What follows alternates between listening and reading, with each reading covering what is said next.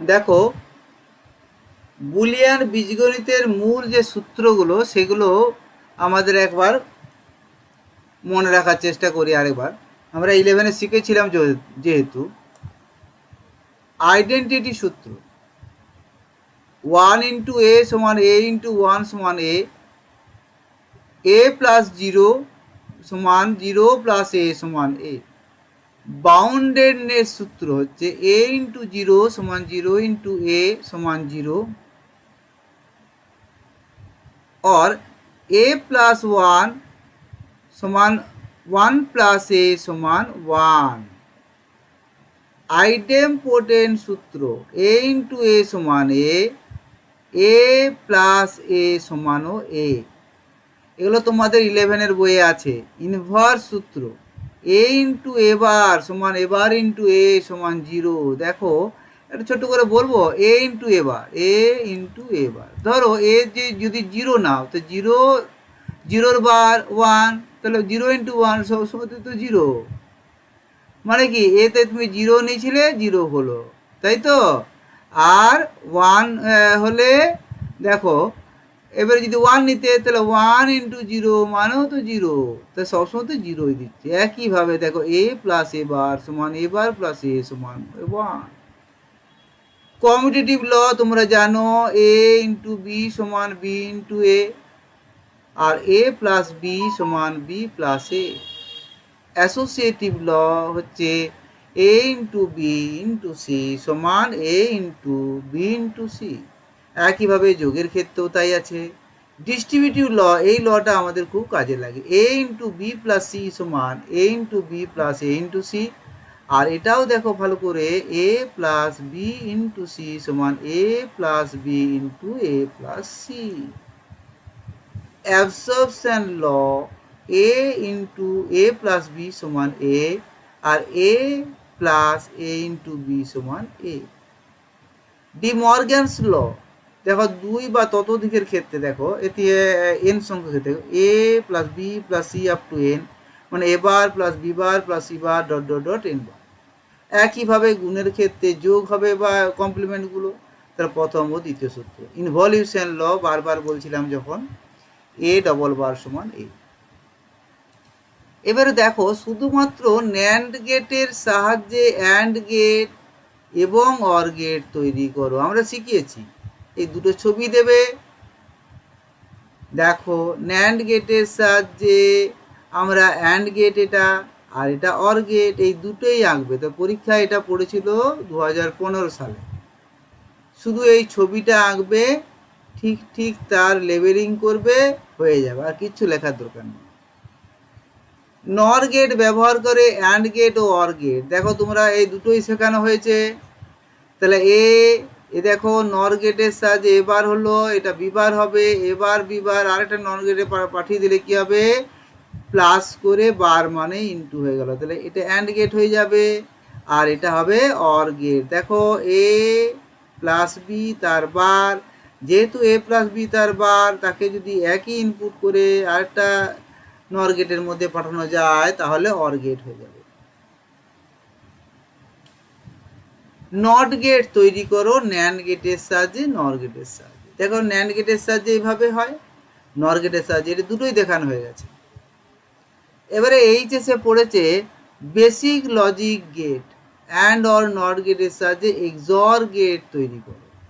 XOR gate দেখো, XOR গেটটা কি হয়, A B bar plus A bar B, এটা আমরা দেখিয়েছি। তবু আরেকবার বলে নিই, এটা বি বার হলো, অ্যান্ড গেটের মধ্যে পাঠিয়ে দিলাম, তাহলে কি হলো, a × b বার হলো।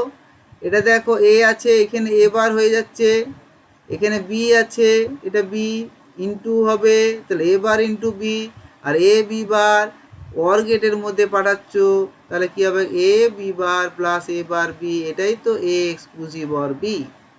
তুমি শুধু এই ছবিটা আঁকবে, আর এই যা লেখা আছে এটুকু লিখলেই সাফিসিয়েন্ট। এবারে দেখো বেসিক লজিক গেটের, বেসিক গেটগুলির সাহায্যে এক্সর গেটের সার্কিট তৈরি করো। তাহলে বেসিক গেটগুলো কি কি আছে? অ্যান্ড গেট, অর গেট, নর গেট। এই গেটগুলির সমন্বয়ে এক্সঅর গেট তৈরি করে।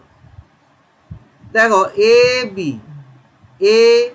এক্স নর গেট। এক্স নরে কি করবে?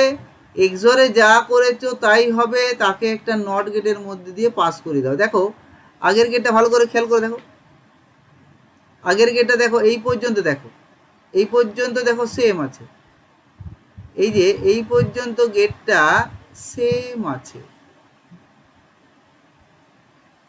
তাই তো? এবারে একটা নট গেটে পাঠিয়ে দিচ্ছ এর আউটপুটটাকে, এখানে যদি নট গেটে দিয়ে দাও তাহলে নেক্সট নট হয়ে যাবে, আর কিছু করার দরকার নেই। তাহলে দেখো এ ইন্টু বি বার প্লাস এ বার ইন্টু বি তার হোল বার, মানে কি হবে? এবার ডি মর্গ্যানসের সূত্র প্রয়োগ করেছে, তাহলে এ ইন্টু বি বার তার বার ইন্টু এ বার ইন্টু বি তার বার, এটা ইন্টু। এবারে এটাকে আবার ডি মর্গ্যানস ল ইউজ করেছে, এটাকেও ইউজ করেছে, তারপরে এটাকে তোমার হলো এ বার বি আর এটা এ বি বার, এবারে ইন্টু করে দাও, দেখো এ বার ইন্টু এ প্লাস এ বার ইন্টু বি আসবে, B A R B B বার, সেখান থেকে এ এ বার আর বি বি বার যদি জিরো বসিয়ে দিয়ে আমরা এটা পেয়ে যেতে পারি।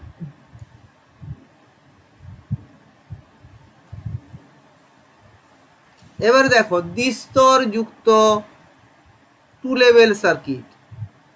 দ্বিস্তর যুক্ত সার্কিট কি? এর প্রধান ভাগগুলি সংক্ষেপে আলোচনা করো।